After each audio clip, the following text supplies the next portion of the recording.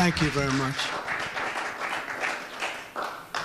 Thank you very much. It's a great honor to be with the Prime Minister. We had a picture taken a little while ago, and it was so nice, I thought I'd present it to you on stage. And here's the picture. I wish I was as handsome as him, but I'm not.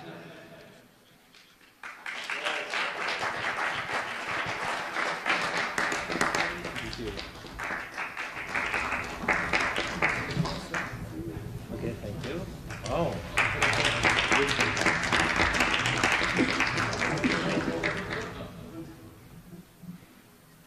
Remember that day. Thank you very much, everybody. Appreciate it. I'm delighted to welcome Japanese Prime Minister Ishiba Shigeru to the White House for the first time. And Prime Minister, it's an honor to have you with us, a great honor. Japan is a great country. Thank you very much. Japan is strong and proud. It's a nation that is home to one of the great civilizations in the history of the world. For nearly 80 years, the American-Japanese people have enjoyed a friendship like few others. We've had a great friendship across the vast ocean, and we found ourselves united by bonds of history, commerce, culture, mutual admiration, and great respect. After our meeting today, I'm confident that the cherished alliances between our two countries and others also will continue to flourish long and into the future. The military cooperation between the United States and Japan is one of our closest security partnerships, and it's one of the closest we have anywhere in the world. Our service members work together every day to defend our common interests. Japan is committed to double its defense spending by 2027 compared to my first term. They've invested a lot of money because of my first term. We worked on that very hard with Shinzo. You know, the great Shinzo Abe. And we look forward to seeing even more so. Shinzo and I worked very, very long and hard, and those numbers are very reflective after my first term. And now they're going up very substantially based on our conversations today. In addition to being vital for our shared security, Japan is one of the top purchasers of U.S. military exports and equipment. And I'm pleased to say that this week my administration approved nearly $1 billion in foreign military sales to Tokyo. The United States is totally committed to the security of Japan. We will extend the full strength of American deterrence capabilities in defense of our friend and ally, 100%. In the years to come, the Prime Minister and I will be working closely together to maintain peace and security, and I also say peace through strength, and all over the Indo-Pacific. And to that end, we also remain committed to the effort I began in my first term to ensure safety and stability on the Korean Peninsula. Prime Minister Ishiba and I spoke long and hard about a vital economic relationship between our two countries and the continuance of that relationship. The United States and Japan trade over $300 billion in goods and services each year. Japan has invested nearly $800 billion, and that's going to go up very, very substantially in the coming months, more than any other country. And they're going to have some competition. We have a lot of people coming in and investing in the United States. I think the feeling throughout the world has never been stronger about this country. As a result of our victory in 2024, the presidential election, the Japanese investment and technology giant SoftBank announced plans to invest between $100 and $200 billion. And we have many other companies investing that number, higher than that number, some a little bit less, but we have trillions of dollars of investment pouring into our country now that you didn't have just a short while ago. Today, our teams discussed how our two nations can do even more to stay on the cutting edge of artificial intelligence, along with the quantum computing, semiconductors, and other critical technologies. And they're coming out. The problem with technology, that kind, it's obsolete in about 2 days, so we have to start all over again. Doesn't last long. We agreed to cooperate even more closely to combat the Chinese economic aggression, which is quite aggressive. I'm also pleased to announce that Japan will soon begin importing historic new shipments of clean American liquefied natural gas in record numbers. It'll be record numbers. With our Secretary of the Interior, we were talking, I think Doug is here. Hello, Doug. Please stand up, Doug. Doug Burgum, everybody. We're talking about the pipeline in Alaska, which is the closest point of major oil and gas to Japan by far, less than half the distance of any other location. We're talking about a joint venture of some type between Japan and us, having to do with Alaska oil and gas, and that's very exciting. They're very excited about it, so are we. As we deepen our economic relationship, I made clear that the United States will be conducting trade with all countries based on the principle of fairness and reciprocity. Chronic trade deficits not only undermine our economy, they really do, and we're going to get rid of the trade. We have a trade deficit with Japan of over $100 billion, but we're going to work that out, and I think very quickly, frankly. We can do it just on oil and gas. We can work it out, so we intend to do it very quickly. We both understand that. And as America welcomes new foreign investment, we also want to ensure that companies build their products and factories here in America, not simply buy the assets that we have. And Japan is going to be opening up auto plants. New auto plants are being built currently as we speak. They've just been started. Toyota's one, and Nissan's going to be doing something very exciting about U.S. Steel. They'll be looking at an investment rather than a purchase. We didn't like the idea. U.S. Steel is a very important company to us. It was the greatest company in the world for 15 years, many years ago, 80 years ago. And we didn't want to see that leave. And it wouldn't actually leave, but the concept, psychologically not good. So they've agreed to invest heavily in U.S. Steel as opposed to own it. And that sounds very exciting. And we're going to meet with Nissan next week, the head of Nissan, very great company. And they'll work out the details. I'll help. I'll be there to mediate and arbitrate. And I had the privilege of working closely with the great Prime Minister, as you know, and you know him very well, Shinzo Abe, the longest-serving Prime Minister in Japan's history. Likewise, I expect that this Prime Minister is going to be a great one. I really believe that he's going to be a great one. I've gotten to know him for not long, but I can see what they have. He's got the qualities of greatness. He's going to do a fantastic job for Japan and for the Japanese people.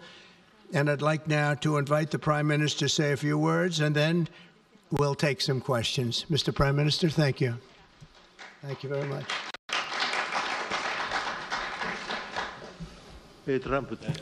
Mr. President Trump, I would like to sincerely thank you for inviting me to the White House today, immediately following your inauguration.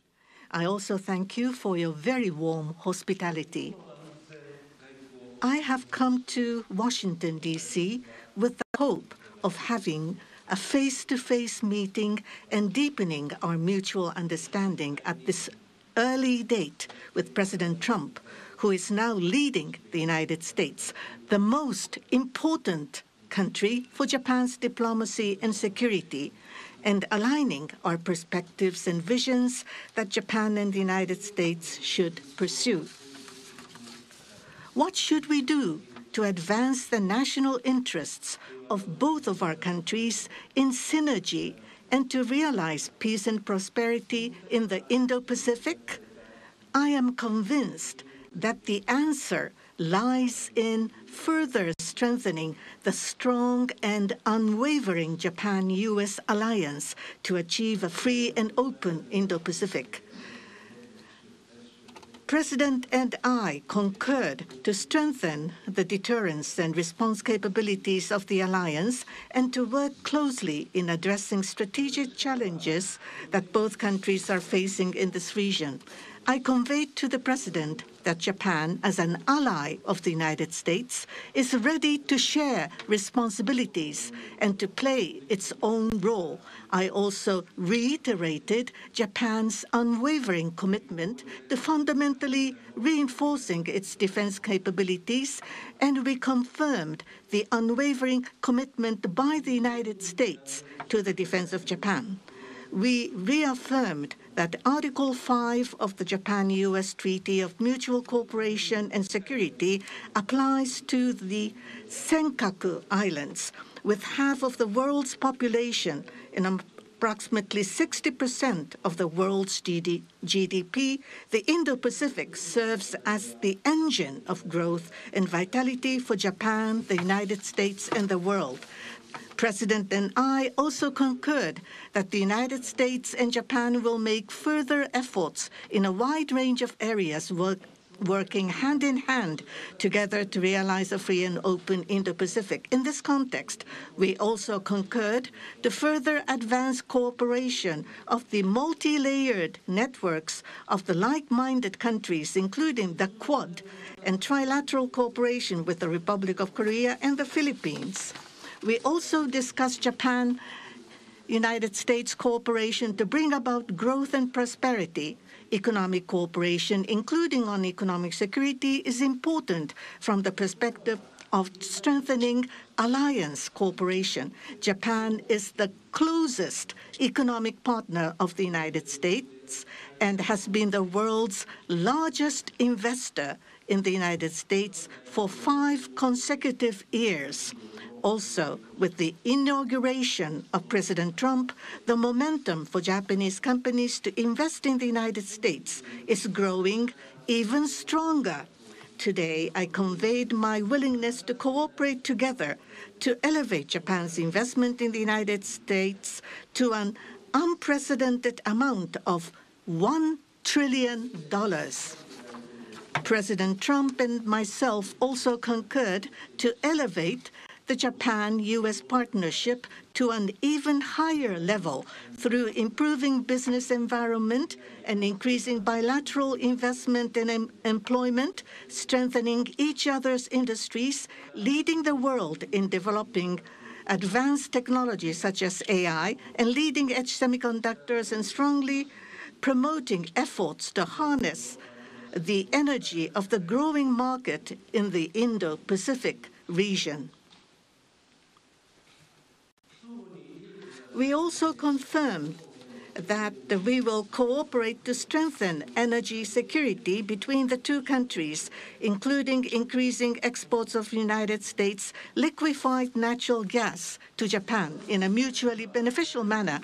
Regarding foreign exchange, as in the first Trump administration, close discussions will continue between Japanese and the U.S. finance ministers who are experts in this field. We also held candid discussions on challenges the Indo-Pacific region is facing. We confirmed that we are resolved not to allow unilateral attempts to change the status quo by force or coercion, and to oppose such attempts in the East and South China Seas in order to fully defend a free and open Indo-Pacific.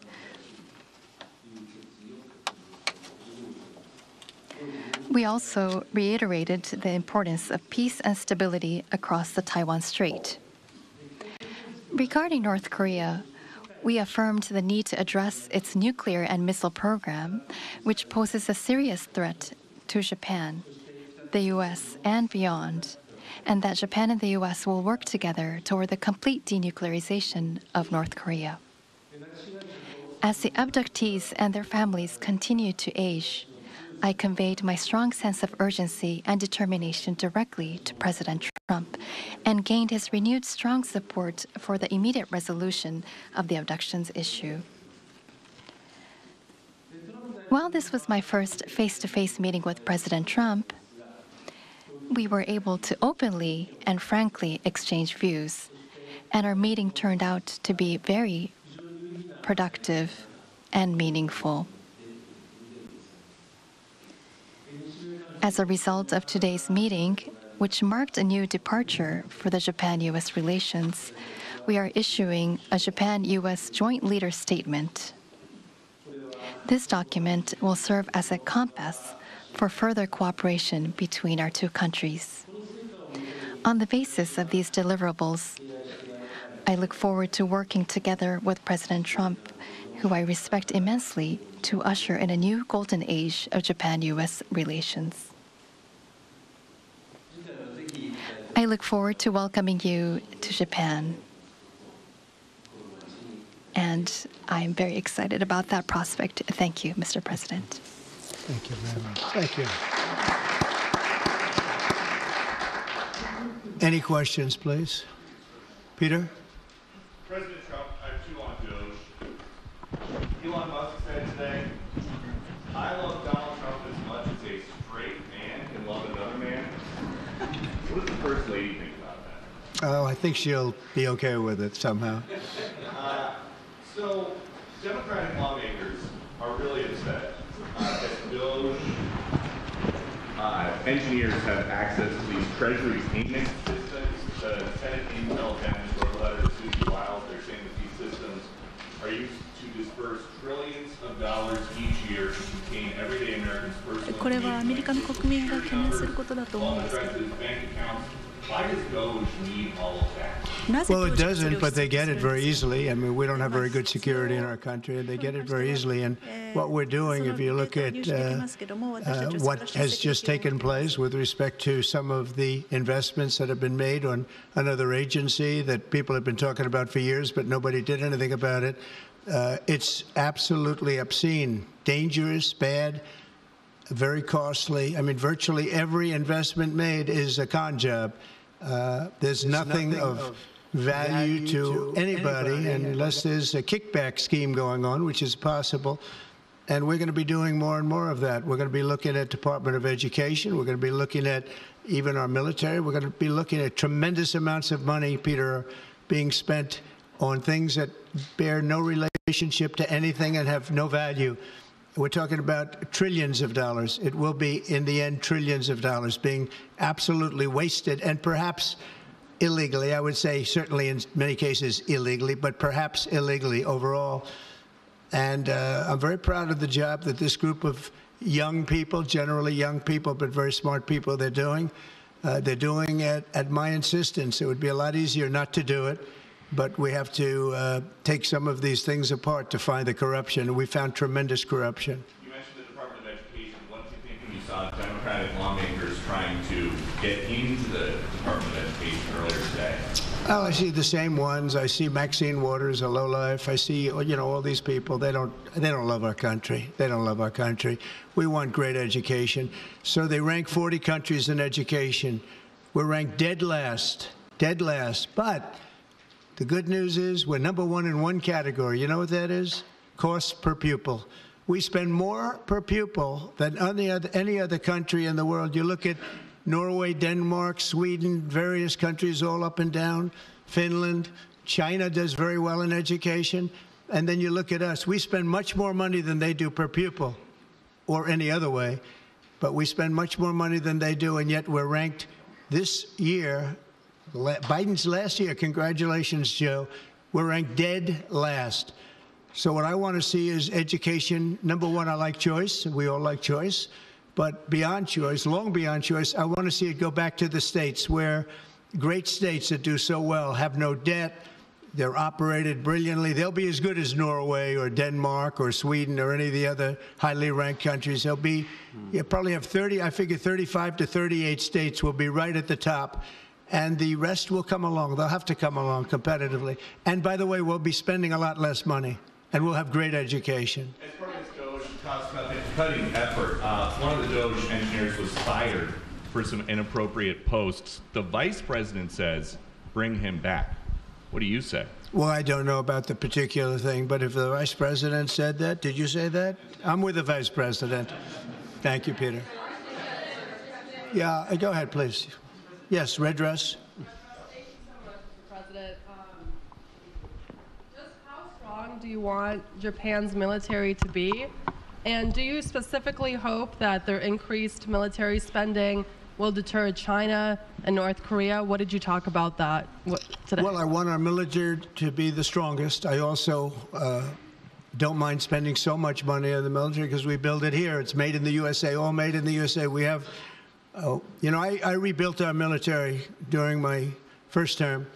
Did a great job. We left some of it behind in Afghanistan, stupidly. There was no reason for that, but it was still as much as it was. It was billions and billions of dollars, but it was a small part of it. But we're going to have the strongest military by far. We have great people. I want to congratulate Pete Hegseth for having gone through the gauntlet. He went through a lot, but he got through, and he's going to be a tremendous, I have no doubt he's going to be a tremendous leader. And other of the leaders sitting here, they're in their own fields. We're going to do something very, very, very great, and we expect great things. But I expect the strongest military by far in the world, far stronger than China, far stronger than anybody, and that's the way it is. Thank you very much. Would you like to ask a question, please? Go ahead. Thank you, Mr. President. Thank you. This is Hiramoto from Nippon Television. My question, let me ask two quick questions. Sure. First, this is the first meeting between Mr. President and Prime Minister Ishiba. So what kind of impression do you have on him? And number two, do you have an idea or do you have a plan to impose tariff against Japan so far? Thank you. I think that he is going to be a great prime minister. I think he's a very strong man, very, very strong. I have great respect for him. I've known him for a long time through a reputation. Shinzo Abe thought the world of him, and I think he's going to do a fantastic job as prime minister. A very strong person. I wish he wasn't so strong. I wish he was a little bit weaker than that, but that's what I got. I have to get strong guys all the time. He's going to be a great prime minister. I also, in terms of tariffs, I mean, we're going to have tariffs, mostly reciprocal tariffs, where we go with, and I'm going to be probably meeting on that Monday or Tuesday, have an announcement, probably a news conference, but probably reciprocal tariffs where a country pays so much or charges us so much, and we do the same. So very reciprocal, because I think that's the only fair way to do it. That way, nobody's hurt. They charge us, we charge them. It's the same thing. And I seem to be going in that line as opposed to a flat fee tariff. Okay? Yes, go, please. Please, go ahead. Why don't you go ahead?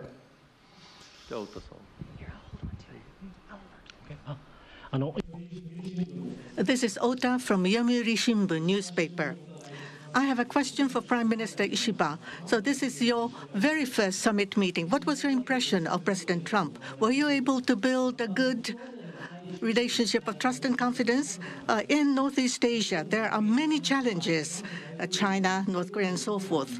And with President Trump, what did you appeal to him, and what kind of understanding were you able to obtain? On the economic field, there is the acquisition of U.S. Steel, the buy Nippon Steel, and there are expansion of import of LNG. What were the communication discussion did you have with President Trump for the $1 trillion of investment from Japan to investment? What was his reaction? What about your communication on tariff front? This is the first time that I met with President Trump in person. So this was the first time meeting face-to-face. But for many, many years, I have watched him on television. So it was quite I was so excited to see such a celebrity on television, to see in person. On television, he is frightening. And he has the very strong personality. But when I met with him, actually, he was very sincere and very powerful and with strong will for the United States as for the whole world. I was able to feel that. This is not the sort of polishing or trying to suck up to him. For the world peace and for the regional stability that both of our countries need to play our role and make our endeavors and responsibility. As for the increase of our defense expenditures. It is not that we are told by the United States to do so. Japan, on our own decision and on our own responsibility, we need to increase our defense expenditures. But of course, we need to communicate and consult with the United States. But the responsibility is with Japan, and the decision is with Japan. Now, on the tariffs, that if it is mutually beneficial, tariffs need to be set. And as for Japan, as Mr. President has introduced to us, an unprecedented investment will be made from Japan to the United States, and so many jobs will be created. So $1 trillion is the target. And this will be to the benefit of the United States, but also to the benefit of Japan as well. Investment is mutually beneficial. So be it with U.S. Steel, as Mr. President says, it is not acquisition, it is investment. So the Japanese technology will be provided, and the better quality products will be manufactured in the United States, and the U.S. Steel will make products which will contribute not only to the United States and Japan, but also to the whole world. It is not one-sided. It will be reciprocal. It will be mutually beneficial. And I believe we were able to share on this, and that is the biggest result that I have seen today. Thank you very much. Go ahead, please. Yeah.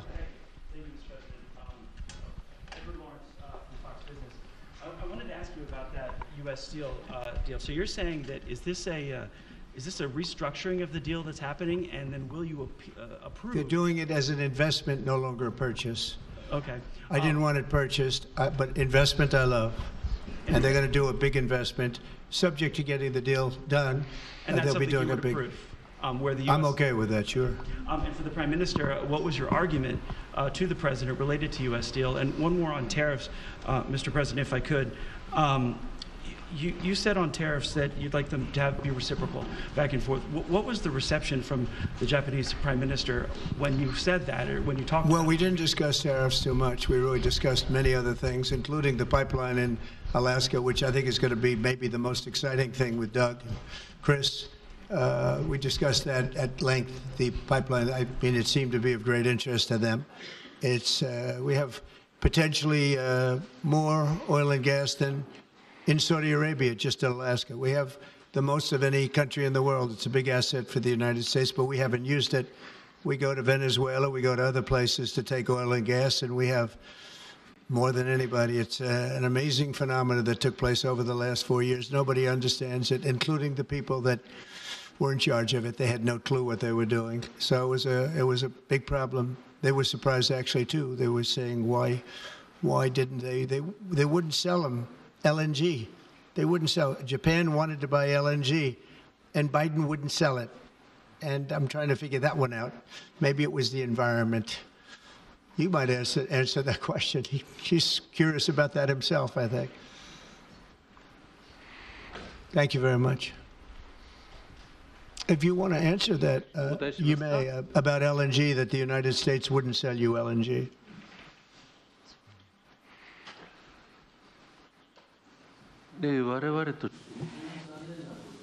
That was a really unfortunate thing, but the current administration, the previous administration was not allowing the LNG to be exported to us.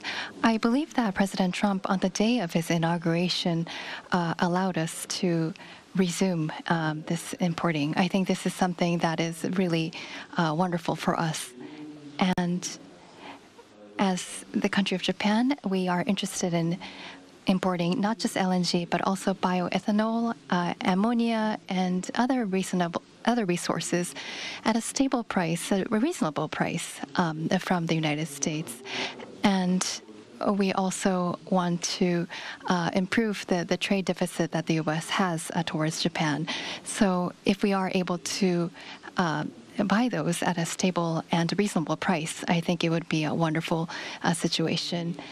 And for that, I am very appreciative to President Trump. And we also look forward to LNG and hope that it's a success. I wanted to just say that on the ethanol, Iowa is going to be very happy. All of the Nebraska, all of our farm states are going to be very happy. They want ethanol, and we'll be able to provide it. So our farmers, who I like and they like me, I think they're going to be very, very happy. We've opened the sale of LNG immediately. Actually, we did it a few days ago. And China, right now, not only China, everybody wants to buy it. We have more than anybody, and they're all buying it. But Japan in particular, we're very happy that they're going to start immediately. And we can supply it to the world, but we're supplying it to Japan, and they can always be right up in the front of the line. Yeah, go ahead, please. Go ahead. Mr. Prime Minister, I have a question for you as well, but Mr. President, I'll start with you. Well, quickly, to follow up on what Peter was asking, have you directed Elon Musk to review Pentagon spending, given it's the biggest discretionary spending Yes, in the I have federal Pentagon, budget? education, just about everything. We're going to go through everything, just as it was so bad with what we just went through with this horrible situation we just went through, and I guess 97% of the people have been dismissed. It was very, very unfortunate. You're not going to find anything like that, but you're going to find a lot. And I've instructed him to go check out education, to check out the Pentagon, which is the military. And, sadly, you'll find some things that are pretty bad. But I don't think proportionally you're going to see anything like we just saw. FBI has turned over a list to the Justice Department of the FBI agents who worked on the January 6 rioters cases. Are you planning to fire the FBI agents who worked on those investigations? No, but I'll fire some of them because some of them were corrupt. I have no doubt about that. I got to know a lot about that business, that world. I got to know a lot about that world, and we had some corrupt agents, and those people are gone, or they will be gone, and it'll be done quickly and very surgically.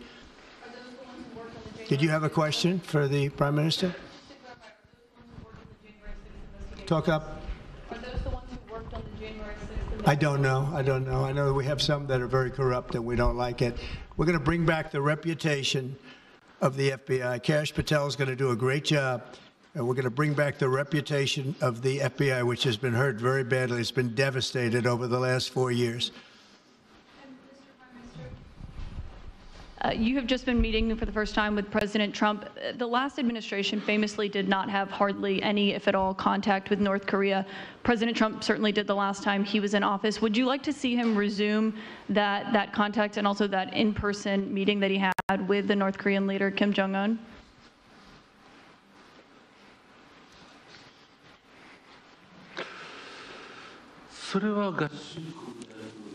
That is something that the United States needs to determine on its own, and it's not something that we should request. Having said that, but for example, in Vietnam or Singapore, the President of the United States, President Trump, was able to meet with Kim Jong-un. I think that's a very positive development. So now that President Trump is in power again, if we are able to move towards resolving issues with the North Korea, I think it would be great. And of course, for us, that includes not only denuclearization, but also resolving the abductee issue. And so not only the victims of the abductees, but also their families too are aging. And so our time is limited. So if the President of the United States, if President Trump is able to resolve this issue, we do understand that it's a Japan issue first and foremost. Having said that, we would love to continue to cooperate with them. It's actually a good question, and we will have relations with North Korea and with Kim Jong-un. I got along with him very well, as you know. I think I stopped the war. I think if I wouldn't have won that particular election, you would have ended up in a very bad situation.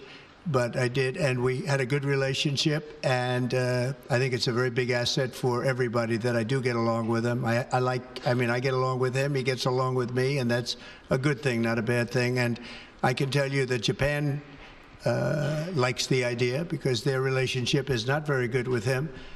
And if I can have a relationship with not only him, but other people throughout the world where there seem to be difficulties, I think that's a tremendous asset for the world, not just the United States. Go ahead, Garrett. I have a question for you and for the Prime Minister as well. Mr. President, I wonder what you make of the criticism from Democrats that these staff reductions, the cuts that Elon Musk and Doge are doing are an unlawful power grab. And is there anything you've told Elon Musk he cannot touch? Well, we haven't discussed that much. I'll tell him to go here, go there. He does it. He's got a very capable group of people. Very capable. They know what they're doing. They'll ask questions, and they'll see immediately as somebody gets tongue-tied that they're either crooked or don't know what they're doing. We have very smart people going in, so I've instructed him go into education, go into military, go into other things as we go along. And they're finding massive amounts of fraud, abuse, waste, all of these things. So, but I will pick out a target, and I say go in. There could be areas that we won't, but I think everything's fertile. You know, we're a government. We have to be open. And as an open government, I don't know, I guess you could say maybe some high intelligence or something. And I'll do that myself if I have to. But generally speaking, I'll just say go. But he will be looking at education pretty quickly, and he will be looking at military too. As you know, the bulk of federal spending is Social Security, Medicare, programs like that. Would you like to see him look at those programs as well? Well, they don't really have to be looked at by him. They can be looked at by us. Social Security will not be touched. It'll only be strengthened. We have illegal immigrants on Social Security, and we're going to find out who they are and take them out. We have illegal immigrants in other Medicare. We found a lot of bad people, a lot of people that shouldn't be on, that were put on through California. A lot of them come out of California. We're not going to stand for that. So we're going to strengthen our Social Security, et cetera. We're not going to touch it other than to make it stronger. But we have people that shouldn't be on, and those people we have to weed out. Most of them, or many of them so far, have been illegal immigrants. They shouldn't even be in the country. Do you have a question for the Prime Minister? I do. Mr. Prime Minister, the President's affinity for tariffs is well known. If the U.S. places tariffs on Japanese imports, would Japan retaliate?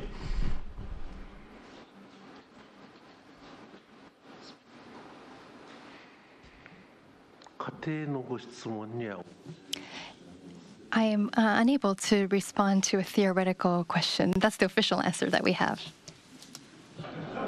That's a very good answer. Very good answer. Wow. That's very good. He knows what he's doing. Thank you very much, everybody. Thank you. Thank you.